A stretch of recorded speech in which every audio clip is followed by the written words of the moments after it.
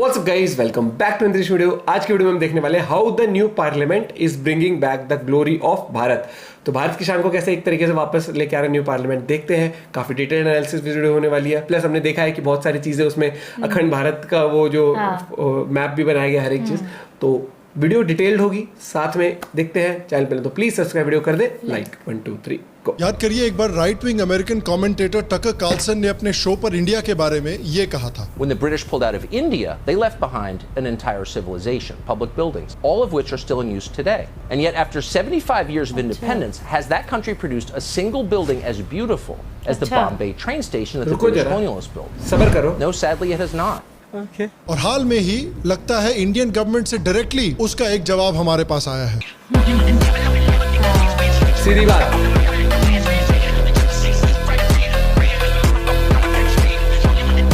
और बहुत ही लाजवाब, बहुत सुंदर। और कितने टाइम में प्राइम मिनिस्टर मोदी ने इस हफ्ते देश के नए पार्लियामेंट का इनॉग्रेशन किया और देश को सौंपा। देखिए आज के वीडियो में मैं आपको बताता हूं कि ये नई पार्लियामेंट बिल्डिंग इंडिया के लिए एक नई एरा की शुरुआत करती है और एक पुराने एरा को खत्म करती है। और मैं आपको बताऊंगा कि इस नई पार्लियामेंट बिल्डिंग पे कुछ लोगों के मेल्टडाउन्स और इतना गुस्सा इसलिए हो रहा है क्योंकि वो उस पुराने एरा को खत्म होते हुए नहीं देखना चाहते। क्या है ये पुराने और नए एराज, आइए आज के वीडियो में पता करते हैं। श्याम शर्मा, हमने पहले भी ये किया था ना। हेलो शाम शर्मा शो के इस एपिसोड में आपका बहुत बहुत स्वागत है। मैं हूँ सेकुलरिज्म का सीईओ श्याम शर्मा और आप सबको एक सेकंड प्रणाम। तो हाल में ही भारत की नई पार्लियामेंट बिल्डिंग का इनॉग्रेशन किया गया प्राइम मिनिस्टर मोदी के द्वारा। इस इनॉग्रेशन डे के बारे में एक और अमेजिंग फैक्ट ये है कि 28 में भारत में हिंदुत्व आइडियोलॉजी को पॉपुलराइज करने वाले इंसान वीर सावरकर का भी बर्थडे है। तो आइए सबसे पहले इस नई पार्लियामेंट बिल्डिंग की इंपॉर्टेंस को डिस्कस करते हैं। देखिए ये न सिर्फ इंडियन स्टेट बल्कि इंडियन नेशन के लिए भी बहुत इंपॉर्टेंट मोमेंट है। ये पार्लियामेंट बिल्डिंग सही मायने में भारत की पार्लियामेंट बिल्डिंग है। मैं ऐसा क्यों कह रहा हूँ? देखिए हमारी पुरानी पार्लियामेंट बिल्डिंग भी बहुत अच्छी थी, देश की बहुत अच्छी सेवा की, लेकिन उस पार्लियामेंट बिल्डिंग के साथ एक बड़ा इशू था कि वो हमने बनाई नहीं थी, हमें दी गई थी। पुरानी पार्लियामेंट बिल्डिंग को अंग्रेजों ने बनाया था, खासकर British architect sir Edwin Lutyens और हर्बर्ट बेकर ने। और उनको इंडिया से इतना प्यार था कि लुटियंस ने इंडिया के बारे में कहा था अगर अंग्रेज नहीं आते तो इंडिया के पास कभी ढंग का आर्किटेक्चर ही नहीं आता। हर्बर्ट बेकर ने भी कहा था कि इंडिया का आर्किटेक्चर इंडियन नहीं होना चाहिए क्योंकि उसकी कुछ खास वैल्यू नहीं है, बल्कि इंडिया का आर्किटेक्चर इंपीरियल ब्रिटिश आर्किटेक्चर होना चाहिए। पुराने पार्लियामेंट बिल्डिंग की जो फाउंडेशन स्टोन भी है वो भी एक विदेशी राजा ने रखी थी। सेंट्रल हाउस का फाउंडेशन स्टोन 12 फरवरी 1921 के दिन the Duke of Connaught Prince Arthur के हाथों रखा गया। तो भले ही हमने उस पार्लियामेंट बिल्डिंग को अपनाया था, लेकिन वो पार्लियामेंट बिल्डिंग भी हमें दी गई थी, हमने खुद नहीं बनाई थी। और इसलिए भी नई पार्लियामेंट बिल्डिंग की जरूरत थी। नए पार्लियामेंट बिल्डिंग को बनाने की 1990s में भी प्राइम मिनिस्टर अटल बिहारी वाजपेयी ने बात की थी, क्योंकि उस समय से भी ये क्लियर हो गया था कि जो पुरानी पार्लियामेंट बिल्डिंग है उसमें काफी सारी खामियां हैं। फॉर एग्जाम्पल आज ये बिल्डिंग ऑलमोस्ट 100 साल पुरानी हो चुकी है और दिल्ली जैसे बड़े साइस्मिक जोन में होने के बावजूद अर्थक्वेक प्रूफ नहीं है। इसमें प्रॉपर फायर सेफ्टी प्रोसीजर्स भी नहीं फॉलो किए गए हैं, जिनको अब फाइनली नई पार्लियामेंट बिल्डिंग में एड्रेस किया जा रहा है। बेहतर स्पेस मैनेजमेंट के लिए भूकंप रोधी सिस्टम के मुताबिक Z और Z+ लेवल की सुरक्षा सुनिश्चित करने, इको फ्रेंडली ग्रीन कंस्ट्रक्शन से बिजली खपत को 30% तक कम करने और अगले 150 से ज्यादा सालों की जरूरतों पर खरा उतरने के लिए बनाया जाएगा। उसके ऊपर से भारत के जो राज्यसभा और लोकसभा के एमपीज है करंटली वो 1971 के सेंसस पे बेस्ड हैं, जबकि 1971 से आज तक में भारत की पॉपुलेशन बहुत बड़ी है। तो ऑब्वियसली जो नंबर ऑफ एमपीज है जो इन लोगों को रिप्रेजेंट कर रहे हैं उनकी तादाद भी बढ़नी चाहिए। नई पार्लियामेंट बिल्डिंग इसको दिमाग में रख कर बनाई गई है। अब लोकसभा कक्ष में 888, राज्यसभा कक्ष में 384, जबकि संयुक्त संसद अधिवेशन में 1272 सांसदों की सीटिंग क्षमता होगी। साथ ही डिजिटल इंटरफेस और आधुनिक सुविधाओं से युक्त होंगे सांसद कार्यालय। और अब बात करते हैं कि ये नई पार्लियामेंट बिल्डिंग भारत के एक नए एरा को कैसे सामने ला रही है। नई पार्लियामेंट बिल्डिंग पूरी तरह से भारत के सिविलाइजेशन और कल्चर से प्रेरणा लेती है। Embodiment of Indian heritage. The new Parliament building will reflect the vibrancy and diversity of modern India, incorporating the country's cultural and regional art and crafts. Parliament building का main theme है peacock, जो कि lower house के लिए है, lotus जो कि upper house के लिए है, और बैनियन ट्री जो कि कॉन्स्टिट्यूशनल हॉल और लाइब्रेरी के लिए है। पार्लियामेंट बिल्डिंग के ऊपर जो नया नेशनल एम्बलम है, जिसको पिछले साल ही इनॉग्रेट कर दिया गया था, ये भी भारत के एक नए एरा को दिखाता है। नए एम्बलम और पुराने एम्बलम में भी आप वो डिफरेंस देख सकते हैं कि भारत अपने आप को पहले कैसे देखा करता था और आज कैसे देखता है। आज भारत अपने आप को एक कॉन्फिडेंट, एक अग्रेसिव बाप की तरह देखता है, जो अब पीछे नहीं हटेगा। इसी बात को हमारे फॉरेन मिनिस्टर एस जयशंकर ने भी कहा था। I think today's India will not be at the receiving end of other people's judgment.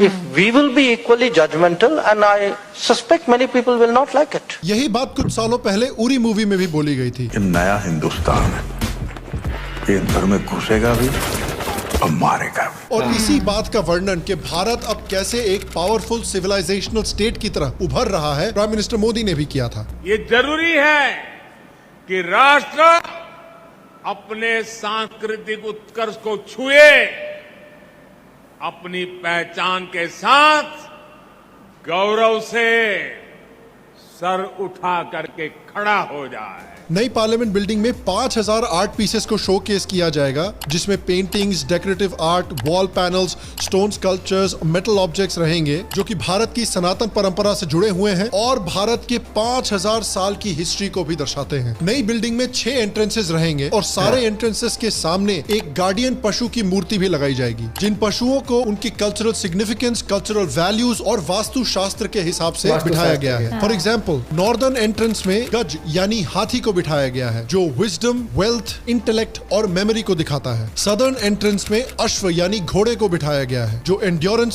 Strength, power और स्पीड को दिखाता है। ईस्टर्न एंट्रेंस में गरुड़ को बिठाया गया है, जो भारत के लोगों की ऊंची उड़ती हुई एस्पिरेशंस को दिखाता है। नॉर्थ ईस्टर्न एंट्रेंस में एक स्वान को दिखाया गया है, जो विजडम को दिखाता है। और बाकी एंट्रेंसेस में एक मकर यानी मगरमच्छ को दिखाया गया है, जो यूनिटी विद इन डाइवर्सिटी को दिखाता है, और एक शार्दुल यानी टाइगर को दिखाया गया है, जो भारत के लोगों की बढ़ती हुई पावर को दिखाता है। उसके साथ साथ पार्लियामेंट बिल्डिंग में एक हिस्टोरिक सेप्टर यानी राजदंड, जिसको सेंगोल बोला जाता है, उसको भी इंस्टॉल किया जाएगा। ये राजदंड भारत के लोगों के चॉइस का सिंबल होगा। वो ये सिंबलाइज करेगा कि किन लीडर्स को भारत के वोटर्स ने चुनकर इस भवन में भेजा है। इस सेंगोल की हिस्ट्री भी बहुत इंटरेस्टिंग है। सेंगोल का इस्तेमाल सदर्न इंडिया के लेजेंडरी चोला किंगडम में किया जाता था। चोला डायनेस्टी साउथ इंडिया की एक बहुत पावरफुल डायनेस्टी है, जिन्होंने इंडियन कल्चर को साउथ ईस्ट एशिया में भी फैलाया था। चोला किंगडम में जब एक राजा दूसरे राजा को अपनी पावर ट्रांसफर करता था, उसको सिंबलाइज करने के लिए वो नए राजा को ये सेंगोल दिया करते थे। इस सेंगोल के ऊपर नंदी, जो कि लॉर्ड शिव की वाहन है, उनको दिखाया गया है। नंदी को एक रक्षक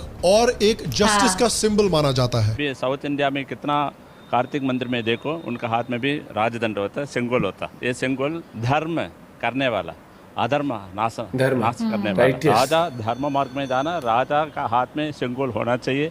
सेंगोल देख के उनका भय आता, मैं अधर्म नहीं करना चाहिए। सेंगोल की एक और बहुत बड़ी हिस्टोरिकल इंपॉर्टेंस है इंडियन हिस्ट्री में, जो शायद बहुत लोगों को पता ना हो। सेंगोल एक्चुअली इंडिया में जब ब्रिटिश से इंडियंस को ट्रांसफर ऑफ पावर किया गया था, उसको भी सिंबलाइज करता है। जब अंग्रेजों ने डिसाइड किया था कि भारत के लोगों को पावर हैंड ओवर किया जाएगा, तब लॉर्ड माउंटबेटन ने नेहरू से पूछा था कि इसको सिंबलाइज करने के लिए क्या आप किसी चिन्ह का इस्तेमाल करना चाहते हैं। उस समय नेहरू जी श्योर नहीं थे। उन्होंने माउंटबेटन से कहा कि मुझे कुछ दिन दीजिए सोचने के लिए। ये बात उन्होंने सी राजगोपालाचारी जी से बोली। राजगोपालाचारी जी ने थोड़ा रिसर्च करके कहा कि चोला किंगडम में सेंगोल का इसी ट्रांसफर ऑफ पावर के लिए इस्तेमाल किया जाता था, तो ये एक बहुत ही बढ़िया कल्चरल मार्कर रहेगा। और तब नेहरू जी ने as a transfer of power इस सेंगोल को एक्सेप्ट किया था। लेकिन अनफॉर्चुनेटली नेहरू जी के पावर में आते ही भारत का फोर्स्ड सेक्युलराइजेशन शुरू हो गया और ऑब्वियसली इस सेंगोल को भुला दिया गया, क्योंकि ये सेंगोल भारत के हिंदू कल्चर से कुछ ज्यादा ही जुड़ा हुआ था। इसे एक म्यूजियम में डाल दिया गया और इनफैक्ट इस म्यूजियम में इसको ट्रांसफर ऑफ पावर के सिंबल की तरह नहीं, बल्कि नेहरू जी के वॉकिंग स्टिक की तरह दिखाया जाता था। नहीं, ये मजाक हो रहा है। एक सेकंड यार, मजाक हो रहा है। Can you imagine? ये तो वही हुआ कि अमेरिका की जो डिक्लेरेशन ऑफ इंडिपेंडेंस है, उसको उठा के अपने म्यूजियम में डाल दिया और लोगों को बता रहे हैं कि ये कोई इंपॉर्टेंट डॉक्यूमेंट नहीं है यार, ये तो जॉर्ज वॉशिंगटन का गमछा है। तो मैं बहुत खुश हूँ कि हमारे हेरिटेज से जुड़ा हुआ एक इतने इंपॉर्टेंट सिंबल को फिर से भारत की डेमोक्रेसी के मंदिर में डाला जाएगा। इस सेंगोल के बारे में एक और बहुत अमेजिंग चीज ये है कि भले ही ये चोला किंगडम से आया हो, लेकिन इसको पूरे भारत ने खुशी खुशी एक्सेप्ट किया है। कोई भी नॉर्थ वर्सेस साउथ का ड्रामा नहीं हुआ है। और ये सेंगोल भी एक तरह से भारत की जो कल्चरल यूनिटी है इन डाइवर्सिटी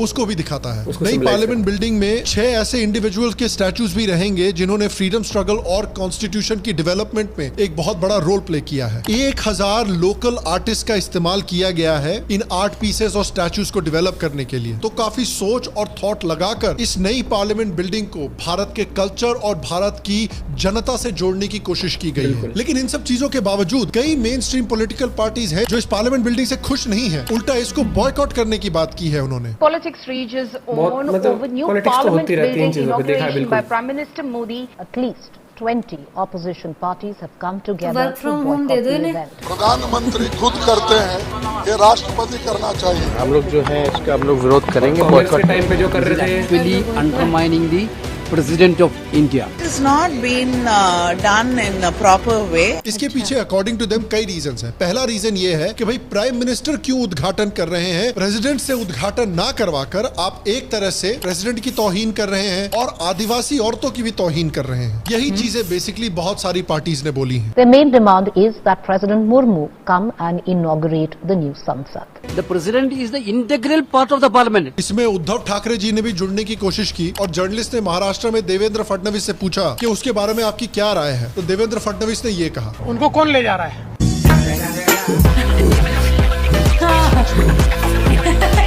अब गवर्नमेंट का इसमें रिस्पांस ये रहा है कि प्रेसिडेंट हेड ऑफ स्टेट हैं, लेकिन प्राइम मिनिस्टर जो हैं वो हेड ऑफ गवर्नमेंट होते हैं और भारत के लोगों के बिहाफ पर पार्लियामेंट को लीड करते हैं। प्रेसिडेंट किसी भी हाउस के मेंबर नहीं है, जबकि प्राइम मिनिस्टर हैं। उसके साथ साथ कई लोगों ने ये भी पॉइंट आउट किया है कि 1975 में इंदिरा गांधी ने पार्लियामेंट एनेक्स का उद्घाटन किया था, 1987 में राजीव गांधी ने पार्लियामेंट लाइब्रेरी का उद्घाटन किया था, तब तो प्रेसिडेंट को बुलाया नहीं। उसके ऊपर से 2011 में यूपीए की चेयरपर्सन सोनिया गांधी जी ने मणिपुर की स्टेट असेंबली को इनॉग्रेट किया था, छत्तीसगढ़ की असेंबली को भी सोनिया जी ने इनॉग्रेट किया था, जबकि वो कोई इतनी बड़ी इलेक्टेड लीडर भी नहीं है। उतनी पुरानी बात भी छोड़िए, सिर्फ 3 हफ्ते पहले तेलंगाना के चीफ मिनिस्टर केसीआर ने नया सेक्रेटेरिएट खुद इनॉग्रेट किया। इन सारे केसेस में गवर्नर को तो बुलाया नहीं इनॉग्रेट करने के लिए। कभी कभी मैं सोचता हूँ कि गजनी फिल्म कहीं ऑपोजिशन पार्टी से तो इंस्पायर नहीं हुई। ये सारी चीजें लगता है ऑपोजिशन पार्टीज को राहुल गांधी की बॉडी पे टैटू कर देनी चाहिए ताकि याद रहे फ्यूचर में उनको। गया खत्म। कुछ पार्टीज पार्लियामेंट को इसलिए बॉयकॉट कर रही हैं क्योंकि पार्लियामेंट का इनॉग्रेशन डे वीर सावरकर के बर्थडे से मैच करता है। कुछ लोग इसलिए बॉयकॉट कर रहे हैं क्योंकि उनके मुताबिक सेंगोल जो है ये कुछ ज्यादा ही हिंदू राष्ट्र, हिंदू सुप्रीमेसी से जुड़ा हुआ है। सेंगोल जो है उसकी जगह जहाँ थी वहीं था। पार्लियामेंट जो है ये धर्म का स्थान नहीं है, पार्लियामेंट सेकुलर मंदिर है, सेकुलर मंदिर। उनका मानना है कि ये कॉलोनियल और इंपीरियल चोला किंगडम से जुड़ा हुआ है। वो कह रहे हैं कि ये राजदंड बेसिकली इंडिया को एक मोनर्की बना देता है। वो कह रहे हैं कि ये सेंगोल हिंदू धर्म से कुछ ज्यादा ही जुड़ा हुआ है, इसे पार्लियामेंट में नहीं डालना चाहिए। और कमाल की बात ये है कि चोलास जहाँ से आते थे तमिलनाडु, वहाँ की रूलिंग पार्टी ने भी इसको बॉयकॉट कर दिया है। बताइए, ये तो वही बात हुई कि शाहजहां ताजमहल को बॉयकॉट कर रहा है या क्लियोपैट्रा पिरामिड्स को बॉयकॉट कर रही है। इसके साथ साथ ऑलरेडी पिछले साल हमारे नेशनल एम्ब्लेम के ऊपर मेल्टडाउन हो ही चुका है। With the opposition slamming the government for allegedly altering the national symbol, new structure is unnecessarily aggressive. लोग बोल रहे हैं कि भाई नेशनल एम्ब्लेम में दांत क्यों दिखा रहे हो शेर के। हाँ सही बात है भाई, एनिमल किंगडम की हिस्ट्री में साला शेर के दांत दिखे कब है हमें? इनफैक्ट हमें तो अपना नेशनल एम्ब्लेम इस तरह दिखाना चाहिए पार्लियामेंट के ऊपर। What is that? और देखिए मेल्टडाउन तो होते रहेंगे। आज पार्लियामेंट पर हुआ है, कल राम मंदिर पर होगा, परसों काशी विश्वनाथ पर होगा, उसके बाद मथुरा पर होगा। लेकिन इस वीडियो का पॉइंट ये है कि ये एक बहुत सोची समझी स्ट्रेटजी है करंट गवर्नमेंट के द्वारा भारत को एक नए एरा में लाने की। हम उस भारत को पीछे छोड़ रहे हैं जो एक तरह से अंग्रेजों की विरासत थी, और हम उस भारत की तरफ बढ़ रहे हैं जो एक मॉडर्न नेशन स्टेट होने के साथ साथ पूरी तरह से अपनी 5000 साल पुरानी संस्कृति से भी जुड़ा हुआ है। इसी स्ट्रेटजी के अंतर्गत नए टेम्पल्स की रेनोवेशन की भी स्ट्रेटजी अडॉप्ट की गई है। आज देखिए इंडियन गवर्नमेंट सोमनाथ मंदिर का रेनोवेशन कर रही है। इंडियन गवर्नमेंट ने इतने सालों के बाद काशी विश्वनाथ कॉरिडोर डेवलप किया है। उज्जैन में इतना भव्य महाकाल कॉरिडोर डेवलप किया गया है। इंडिया ने 900 किलोमीटर के हाईवे डेवलप करके रेल लिंक्स और ट्रेन लिंक्स डेवलप करके 4 धाम परियोजना डेवलप की है। केदारनाथ के मंदिर को भी बड़े कॉस्ट पर रीडेवलप किया जा रहा है। गुजरात में फेमस हड़प्पन कल्चर की साइट ढोलावीरा को भी रीडेवलप करके ये दिखाया जा रहा है कि हड़प्पन कल्चर किस तरह से से भारतीय सिविलाइजेशन का हिस्सा है, ताकि हमारे पड़ोसी कहीं इसको एंशिएंट पाकिस्तान बोलने की बकचोदी ना शुरू कर दे। गवर्नमेंट यूपी के मिर्जापुर में विंध्याचल कॉरिडोर भी डेवलप कर रही है। इंटरेस्टिंगली कश्मीर में आर्टिकल 370 हटने के बाद कश्मीर के कई टूटे हुए मंदिरों को भी रेनोवेट किया जा रहा है। शुरुआत श्रीनगर के रघुनाथ मंदिर से की जा रही है। याद रखिए, इन मंदिरों से भी जुड़े बहुत सारे मेल्टडाउन हुए थे हमारे ऑपोजिशन पार्टीज के। शशि थरूर के मुताबिक अच्छा हिंदू किसी दूसरे धर्म की इबादत स्थल को गिराकर मंदिर नहीं बनाना चाहेगा। प्रधानमंत्री सिर्फ एक धर्म के नहीं है, ये सारे भारत के हैं और भारत में बहुत से धर्म हैं। हर धर्म की तरफ उनको नजर रखनी चाहिए।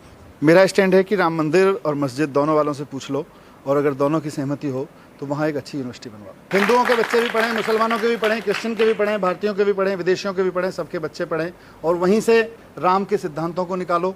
राम मंदिर बनाने से राम राज्य नहीं आएगा। इसी के साथ साथ हर साल international day of yoga celebrate करके और उसकी लीडरशिप लेके पूरी दुनिया में भारत एक तरह से योगा की ओनरशिप लेने की भी कोशिश कर रहा है। और गवर्नमेंट की ये स्ट्रैटेजी के पीछे रीजन क्या है? देखिए, रीजन बिल्कुल क्लियर है, क्योंकि ये गवर्नमेंट इस बात को समझती है कि जो कॉमन भारतीय है वो भारत से नफरत नहीं करता, उल्टा वो तो भारत से बहुत प्यार करता है, भारत की संस्कृति से बहुत जुड़ा हुआ है, भारत के धर्म से बहुत जुड़ा हुआ है, अपने सिविलाइजेशन में उसे बहुत गर्व महसूस होता है। उसके साथ साथ भारत का कॉमन आदमी एक एस्पिरेशनल इंसान है। वो चाहता है कि भारत डेवलप हो और एक मेजर वर्ल्ड में सुपर पावर बने। वो चाहता है कि पूरी दुनिया भारत के कल्चर को सेलिब्रेट करे, उसको एम्युलेट करे, कॉपी करे। जिस तरह से अमेरिकन कल्चर का इन्फ्लुएंस है पूरी दुनिया में, एक कॉमन इंडियन इंसान चाहता है कि यही इन्फ्लुएंस इंडियन कल्चर का भी पूरी दुनिया में हो। और ये गवर्नमेंट इस बात को समझती है, इसीलिए उन्होंने 2 स्ट्रेटेजीज का इस्तेमाल किया है पावर में आने के लिए। पहला है सिविलाइजेशनल रिवाइवल, यानी टेम्पल्स को डेवलप करना, अपने कल्चर से जुड़ी हुई इस पार्लियामेंट बिल्डिंग को इनॉग्रेट करना, आर्टिकल 370 को एब्रोगेट करना, कश्मीर में G20 समिट करके कश्मीर को पूरी तरह से भारत में इंटीग्रेट करना, सिटीजनशिप अमेंडमेंट एक्ट को पास करना। मैं तो कहता हूं कि आज का सीए काफी भी नहीं है, सारे की सारी कट ऑफ डेट्स को हटाना चाहिए। बिना किसी शर्म के भारतीय स्टेट को यह कहना चाहिए कि भारतीय कल्चर से जो जुड़ी हुई माइनॉरिटीज हैं पूरी दुनिया में, उनको पूरा अधिकार है कि जब भी उनके साथ उत्पीड़न हो रहा हो तो वो कभी भी भारत आ सकते हैं, भारत उनका ख्याल रखेगा। और सिविलाइजेशनल रिवाइवल के साथ साथ दूसरी स्ट्रेटेजी है फाइनेंशियल इंक्लूजन और डेवलपमेंट की। इंफ्रास्ट्रक्चरल डेवलपमेंट है, अर्बनाइजेशन है, बेसिक नीड्स की जो डिलीवरी की गई है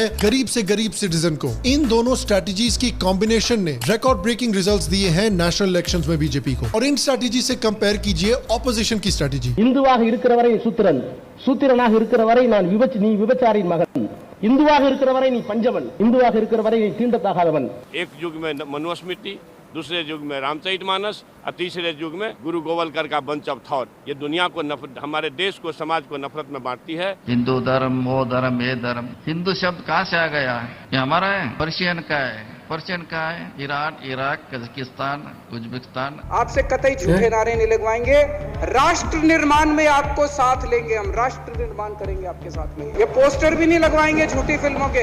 ऑपोजिशन समझना ही नहीं चाहती कि जो कॉमन भारतीय है वो पुराने इंडिया को पीछे छोड़ रहा है। पुराने इंडिया का एरा खत्म हो गया है, लेकिन ऑपोजिशन उसी पुराने एरा को चाहती है जहां सूडो सेक्युलरिज्म फॉलो किया जाता था, जो बेसिकली एक तरीके से माइनॉरिटी अपीजमेंट था। ऑपोजिशन इसलिए चिढ़ी हुई है क्योंकि जो हिंदुइज्म को इग्नोर करने की या नीचा दिखाने की पॉलिटिक्स थी उसको रिजेक्ट किया जा रहा है देश में। ऑन द नेशनल लेवल आप देख सकते हैं कि कास्ट पॉलिटिक्स को रिजेक्ट किया जा रहा है। At least at the national level जय भीम फेल हो रहा है। At least at the national level politics of corruption जो है उसको भी रिजेक्ट किया जा रहा है। लेकिन अडेप्ट करने के बावजूद जो ऑपोजिशन पॉलिटिकल पार्टीज हैं वो वही पुरानी स्ट्रेटेजी को फॉलो कर रही हैं। राहुल गांधी सोचता है मेरा नाम सावरकर नहीं है, मेरा नाम गांधी है। गांधी किसी से माफी नहीं मांगता। किसी ने एक बार कहा था कि the definition of insanity is doing the same thing over and over again and expecting a different result. तो बेसिकली जो हमारी ऑपोजिशन पार्टीज हैं ये साइंटिफिकली पगला गई हैं। लेकिन कुछ ऑपोजिशन पार्टी स्मार्ट भी हैं। सबने नए पार्लियामेंट को बॉयकॉट नहीं किया। मायावती ने कहा कि वो अटेंड करेंगी, देवेगौड़ा की पार्टी ने कहा कि वो अटेंड करेंगे, ओडिशा के बीजू जनता दल ने कहा कि वो अटेंड करेंगे। और जैसे जैसे भारत की पॉपुलेशन में हिंदुत्व की जो आइडियोलॉजी है वो और भी स्ट्रांग होती रहेगी, धीरे धीरे बाकी ऑपोजिशन पार्टीज को भी इसको फॉलो करना ही पड़ेगा। For example, Aam Aadmi Party supremo Arvind Kejriwal has announced a free Ayodhya pilgrimage if elected to power. प्रभु मुझे क्षमता दे और प्रभु मुझे ताकत दे कि मैं ज़्यादा से ज़्यादा देशवासियों को यहाँ पे लाके उनके दर्शन करा सकते। Congress General Secretary Priyanka Gandhi Vadra offered prayers at the Kashi Vishwanath Temple and Durga Temple in Varanasi. The Congress General Secretary also recited 2 shlokas in Sanskrit and urged the audiences to chant Jai Mata Di at her Varanasi rally. तो मेरी आशा है finally कि ये जो नई parliament building है ये भारत को एक नए एरा में लेके जाती है, जहां भारत इकोनॉमिकली, पॉलिटिकली, कल्चरली दुनिया में एक बहुत स्ट्रॉन्ग पावर इमर्ज होकर आएगा और दुनिया में सेंगोल की तरह ही जस्टिस, प्लूरलिज्म और पॉजिटिविटी का एक चिन्ह बनेगा। और मैं आपसे पूछना चाहता हूँ, क्या आप खुश हैं इस नई पार्लियामेंट बिल्डिंग से, या आपको इस पार्लियामेंट बिल्डिंग से क्या प्रॉब्लम्स हैं? नीचे कमेंट सेक्शन में मुझे जरूर बताएं। अगर नेशनल एम्बेसी से रिलेटेड जो मेल्टडाउन हुआ था उसको आप देखना चाहते हैं तो यहाँ पर क्लिक करके वो वीडियो देखो। न्यू पार्लियामेंट से क्या प्रॉब्लम है? प्रॉब्लम ये है कि लोगों को प्रॉब्लम है, बिना बात के प्रॉब्लम है, लॉजिकलेस प्रॉब्लम है। हम कर वो वाली बात है कि हम करें तो हमारे रूल, दूसरा करे तो रूल ही नहीं है वो। क्योंकि उससे भी है ना कि ये नाम कितने सालों तक वो चीज तो मैं ये कहूंगा कि यार वो सबके सामने वो चीज वाक्य लोगों को ना सिर्फ ये नहीं समझना चाहिए कि दूसरी पार्टी कर क्या रही है। ओपोजिशन का है मतलब ओपोज करो, राजनीति में होता है, लेकिन एक चीज बता दो ना, फिर जो चीज तुम कर चुके हो। नहीं, मुझे लगता है उनका ये है कि जो चीज है चलो कि काम तो चल ही रहा है, क्या जरूरत थी? समझ रहे हो? थोड़ा ऐसा हो रहा था, ये काम तो चल ही रहा है, क्या जरूरत थी? एग्जांपल हमने खुद कह, मैंने तो आज देखा इसके वो जो था, जो जर्नलिस्ट था कि वैसे इतना मतलब खुद की एक बिल्डिंग तक वो नहीं कर पाए इंडिया, बोला है ना उसने जर्नलिस्ट में।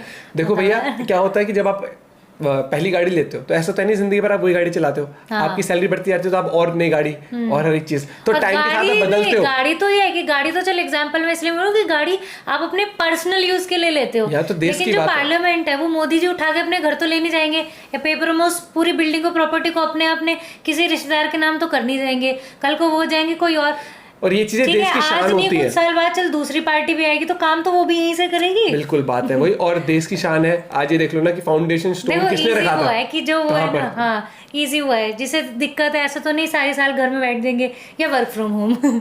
जो एम्बलम था उस पे भी इशू, अब ये जो पार्लियामेंट बन गया उसमें भी इशू। बॉयकॉट करेंगे लेकिन मीटिंग तो वहीं पर ही करनी है आके। मैं वही तो कह रही हूं, सुख सुविधाओं का फायदा तो सबको ही मिलेगा। जिस तरीके से जो नेक्स्ट लेवल का एक काम किया। एक बार बता दो, आप एक बिल्डिंग में बैठे हो, भैया पता है बहुत पुरानी होगी तो आप भी घर को भी रेनोवेट करते हो ना, इंटीरियर चेंज कराते हो, हर एक चीज करते हो। चला कि वो भूकंप वो भी नहीं थी, वो छोड़ो, इतनी बड़ी जहां से देश चलता है वो वैसे अर्थक्वेक से भी मतलब सिक्योर नहीं है वो बिल्डिंग। हाँ, और आज के टाइम पर इस लेवल पर एक चीज देखो कि जब 2012 में जब बीजेपी की सरकार ने तब इसके बारे में रखा गया तो कितने कम वर्ग में बनाने की बात थी और कितने ज्यादा करोड़, 1000 करोड़, 3000 करोड़, 2000 करोड़ ऐसा कुछ था। और आज देख लो 1000 करोड़ से भी नीचे में बन गया और वर्ग भी कितना लगभग 2.5 गुना है जो मौजूदा टाइम पर है। तो लोगों को पता है कि आज के टाइम पे मुझे लगता है कि लोग थोड़े मैच्योर होते जा रहे हैं। लोगों को भी ये चीज है कि हमें प्राउड फील करना है अपने कल्चर को लेके, अपने इतिहास को लेके, और उसी तरीके से जो अपना पार्लियामेंट बनाया उस कि इन्होंने ना रखा होगा कभी इन फ्यूचर हम आएंगे सरकार में तो हम ये करेंगे, तब तक हम इस पे पॉलिटिक्स करेंगे। अरे देखो आज हमने नींव रख दी, हम बना रहे हैं, हम बनाएंगे, हम बनाने वाले हैं, ऐसे चलता है। यहाँ मोदी जी ने ये नहीं करा, नींव रखी और बना के तैयार। इस चीज से दिक्कत है कि हमारा मुद्दा छीन लिया। और देश में देखो डेवलपमेंट हर एक चीज होती है, लेकिन जो आप जिन चीजों से रिलेट करते हो, आपका जो कल्चर है उन चीजों को भी रेनोवेट टाइम टू टाइम, जैसे मंदिर है उनको कितना रेनोवेट करा जा रहा है, हर एक चीज और हर तरीके से। और देश की शान एम्बलम जिसके ऊपर जो कर रहा था ना, शेर दांत क्यों दिखा रहे हैं भैया, आज ये भारत देश है और दहाड़ता है, आगे वाला कुछ कहते तो ऐसे नहीं बैठ जाता है। नहीं, it's time to look into the eyes दूसरी कंट्रीज के और उनको बोलोगे भैया तुम अगर कुछ बोलोगे ना तो जहां हम सही हैं हम भी तुम्हें सीधा बोलेंगे। ऐसे नहीं कि हंजी वाला टाइम गया, वो यहाँ पर दबने वाली बात नहीं है, स्टैंड लेने वाली बात है। और वही चीज़ है, और वक्त के साथ जो चीज़ सही लगती है वो चीज़ करनी चाहिए। और आपका क्या पॉइंट ऑफ व्यू है जरूर बताना। बाकी देखो वो मूवी का डायलॉग याद आता है, प्रॉब्लम क्या है? प्रॉब्लम ये है, प्रॉब्लम कुछ नहीं है वैसे, प्रॉब्लम ये है कि ओपोज करना है बस। आपका पॉइंट ऑफ व्यू जरूर बताना कमेंट करके। वीडियो अच्छी लगी तो लाइक कर दें, चैनल में तो प्लीज सब्सक्राइब। शाम शर्मा शो से अगर कोई पुरानी वीडियो बताना चाहते हो भाई के चैनल से तो जरूर बताना, उन पर भी हम रिएक्ट करेंगे। Bye bye, take care.